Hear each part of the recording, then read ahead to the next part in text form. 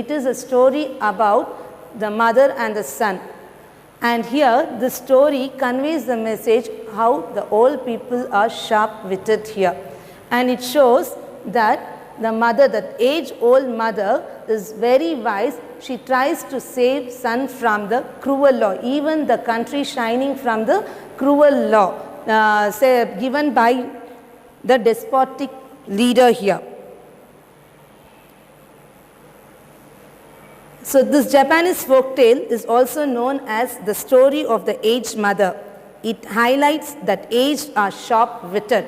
Witted means very clever, having lot of wisdom. It describes the love and affection a son and his mother have one for another. It also shows the mother whose sharp wit not only saved her but also resulted in the abolition of a cruel law proclaimed by the despotic leader here. Despotic means cruel leader. Long, long ago, there lived at the foot of the mountain a poor farmer and his aged widow mother. They owned a bit of land which supplied them with food, and they were humble, peaceful, and happy. So a poor farmer who was residing at the foothills of the mountains, he had a very aged mother. She was a widow, and they owned a bit of land which gave them food. And the principal crop of Japan was the rice. They were very humble. They were leading a very peaceful and happy life. And this country shining was governed by a cruel leader. He was a warrior, but he had a very unsound mind. He was very not covered, but he was not ready to accept the covered people as well as the people who were falling sick, failing with health and strength. So this caused him to pass an law, that is a cruel proclamation, an order that entire province must put all the aged people to death. It was a very strict law, and it was the barbarous day there. And it was the custom of abandoning the old people to die, and was not uncommon there. The poor farmer loved his aged mother with tender respect, and the order filled his heart with sorrow. At that time, no one ever was disobeying the law. They were prepared to abandon their aged ones. So, with many deep and hopeless sighs, the youth prepared for what at time was considered the kindest mode of death. So, what was the kindest mode of death here? They planned to abandon the aged people to the summit of the mountain. So, the poor farmer also planned to take his mother to the mountain summit and to give her a kind mode of death, to abandon her there. So, at evening, when his day's work was ended, he took a quantity of unwhitened rice, which was a principal crop of Japan there, even for the poor. He cooked it, dried it, and tried it in a square cloth, and he filled the gourd with full of water here. And he swung it in a bundle around his neck, along with his mother. He lifted his mother,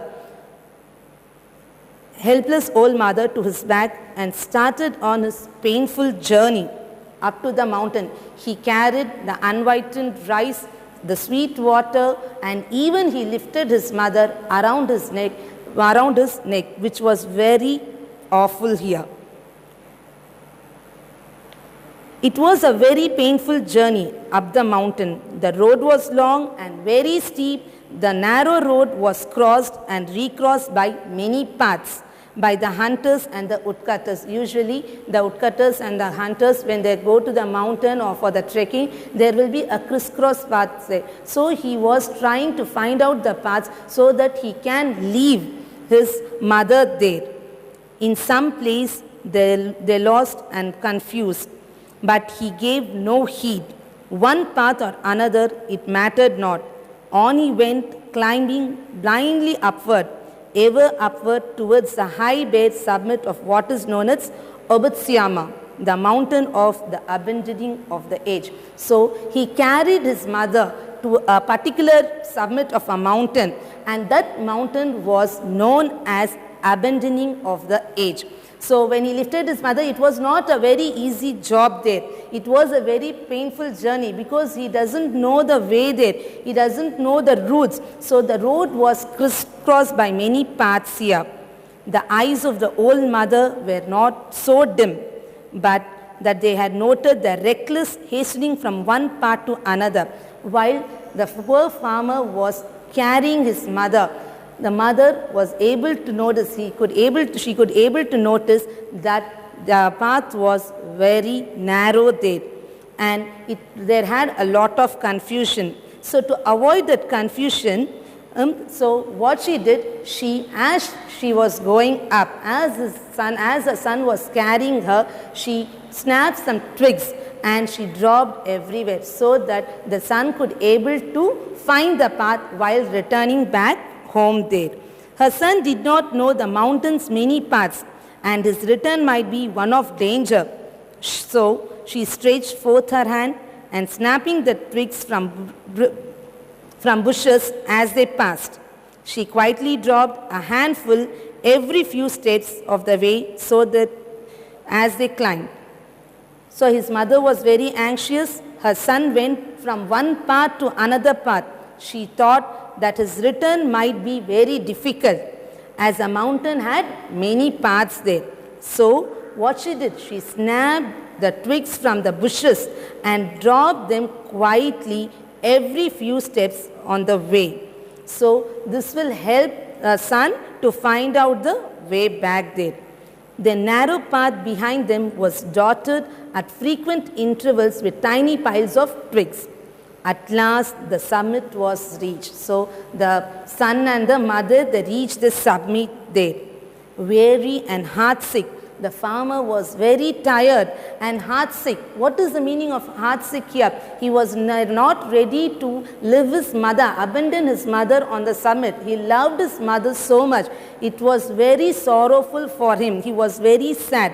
The youth gently released his burden. What was the burden he was carrying?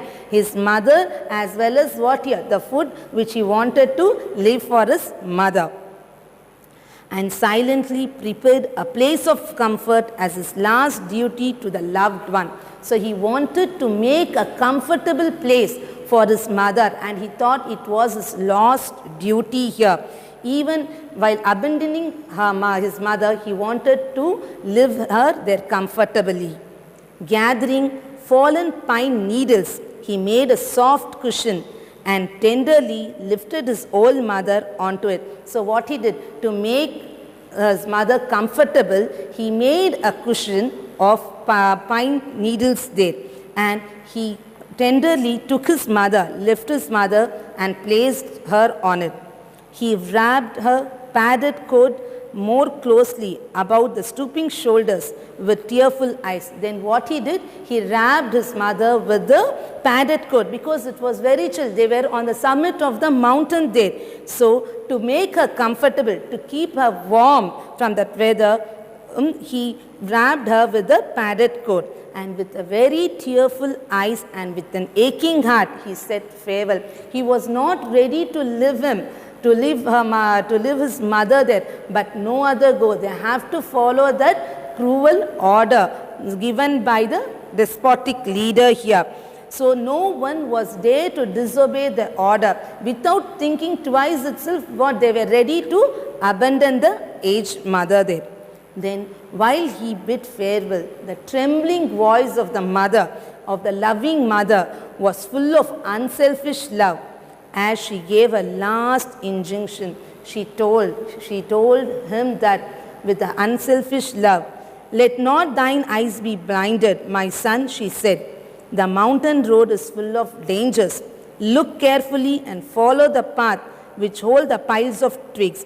So she says that you have to be very careful while you are returning back to home, because the mountain road has full of dangers. Even it can blind your eyes there. Let not thine eyes be blinded, my son, she said. Look carefully and follow the path where I have dropped the twigs there. Follow the path which hold the piles of twigs. They will guide you to the familiar path farther down. So while he was carrying his mother, what the mother was doing? The mother was snapping. Okay, she snapped all the twigs and she dropped at every step so that it will be easy for the son to return back home. This shows how she had an unselfish love for her son. They will guide you to the familiar path farther down. The son's surprised eyes looked back over the path.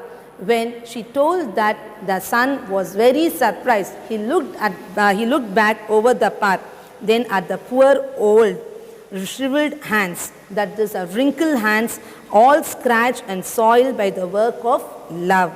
His heart broke within, and bowing to the ground, he cried aloud, "O honorable mother, your kindness breaks my heart. I will not leave you. Together we will follow the path of twigs, and together we will die." So the attitude or the unselfish love of his mother broke his heart there, and he cried so loudly, he wanted to took her back, saying that together they can leave that place. They can follow the path with the twigs, and together they can die. This shows that how much love he had for his mother, even he was ready to sacrifice his life. When the despotic leader comes to know, he doesn't bother about the consequences of that. He just wanted to save his mother from there. Once more, he shouldered his burden. How light it seemed, how.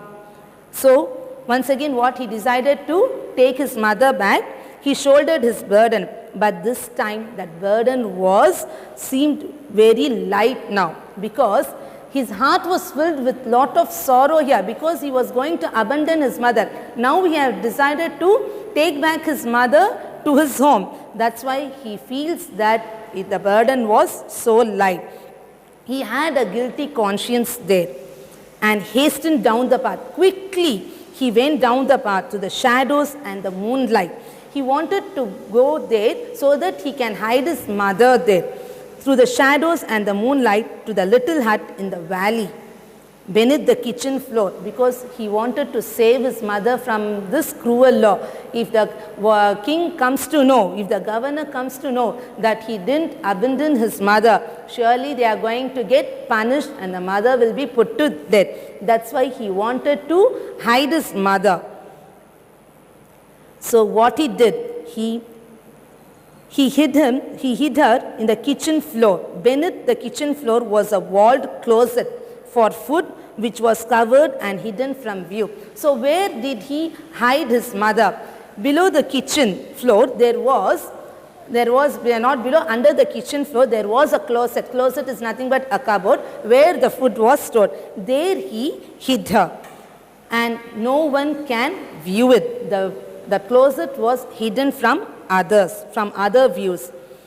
There the son hid his mother, supplying her with everything she needed, continually watching and fearing she would be discovered. So he was giving all the comfortable. He was supplying with water, food, everything. But at the same time, he was so worried that that someone may discover his mother there. Time passed, and he was beginning to feel safe. So as the time passed, now this fellow also was beginning to feel safe, because no one could able to find out where the mother was. All would have thought that he has abandoned his mother in the summit of the mountain, but actually he has brought her back. What made him to brought her back? Because of the unselfish love that made him to bring her back. Already he was not ready to live him, but no other go. He has to follow that rule that given by the governor here. So time passed, and he was beginning to feel safe, when again the governor sent forth heralds bearing an unreasonable order, seemingly as a boast of his power. So all was going on well here. They were all happy. But suddenly what happened here? again the governor passed one more proclamation, one more order. He wanted to boast his power. He wanted to show his power. That's why what he was doing, all the nonsense law. He was ordering all the nonsense law here. And now this time his demand was that his subject should present him with the rope of ashes. What is that rope of ashes? How one could present the rope of ashes? How can you able to do that? So the entire province was trembled with fear. So they don't know how to do this. How they can make the rope of ashes. Is it possible to make the rope of ashes here? Because when you make the rope of ashes, when the wind is blowing, the ashes will fly away there. It will fly away there. So they could not able to understand what they can do it here. But the order must be obeyed it. Who in all shining could make a rope of ashes? So they were all thinking, who will make this rope of ashes in the country of shining? They could not able to find out the solution for this. One night, in a great distress, he was very sad and sorrowful because they have to obey the law of whom here? The warrior here. The son whispered the news to his hidden mother. So he slowly whispered this news to his hidden mother there. Wait, she said, I will think. And so she told that I will find out the solution for this. So on the second day, she told him what to do. Then she gave her the suggestion how to make the rope of ashes here. So she says him, make a rope of twisted straw. So first she asked her son to make a rope of twisted straw here. She said, then stretch it upon a row of flat stones and burn it on a windless night. Then she told her son to place that rope of straw on the flat stone and burnt it when there is no wind. When the wind is not blowing, you burnt it. He called the people together and did as she said, and the blaze died down there upon the stones with every twist and fiber showing perfectly lay a rope of ashes. So the solution given by the mother, he did the same thing as the instruction was given by the mother. The son, what he did, he made a rope of straw on the flat stones. He made a rope of twisted straw and he burnt it when the wind was not blowing. And when the blaze died down, what the people could able to see, they could able to find the rope of ashes on the stone there. When the straw is burnt, what you can find there? You can find the ashes in the shape of what here? Twisted rope here, when the wind was not blowing. The governor was pleased at the wit of the youth. Governor was very happy, the cleverness, at the wisdom of the youth, and he praised greatly, but he demanded to know where he had obtained his wisdom. But he was very eager to know, he was very curious to know how he got the wisdom, from where he got it.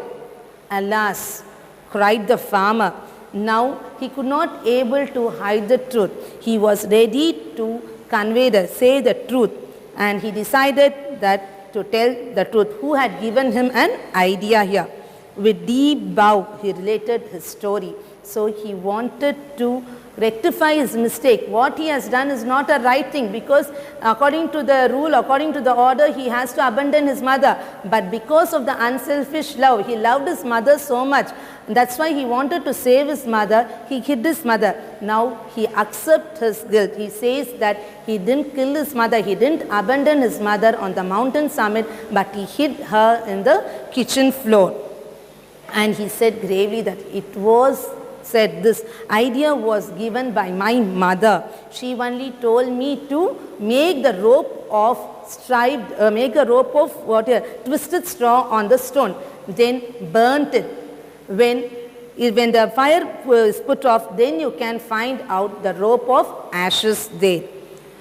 Finally, then the governor listened and then meditated in silence. So he listened to the whole story and he meditated for some time, and he realized that what he has done is not a right thing by passing all the cruel laws to the people of Shining here.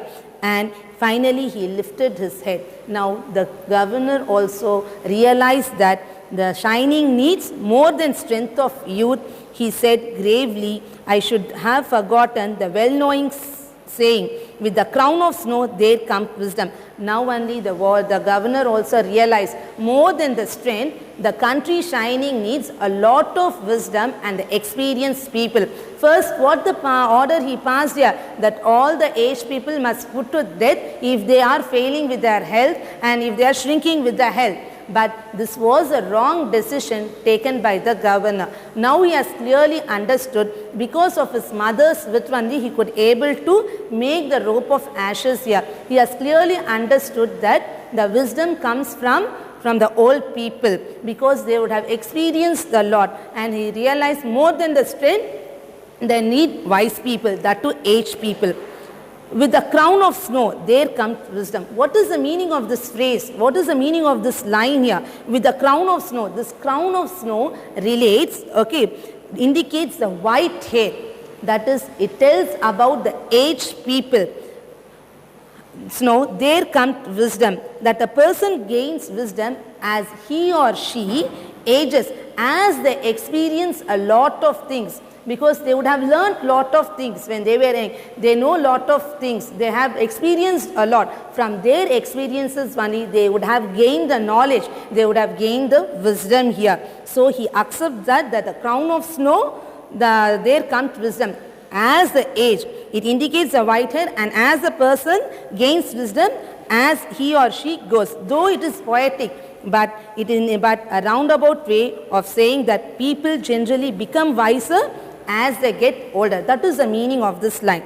And he realized the importance of elders to shape the society. Now only he has understood that the importance of the elders, because they are all well experienced. They know what is right and what is wrong here. They know how to tackle the problems here. But this warrior, this governor, thought that when they become old, they are not fit to live, because they are failing of health there. That's why he gave an order, and to boost his supremacy, he wanted the people to present him with a rope of ashes. It is because of the wisdom or cleverness of the aged mother only the law was abolished here. So the warrior, the governor, clearly understood that the country shining need elderly people to shape the society than the youthful strength here.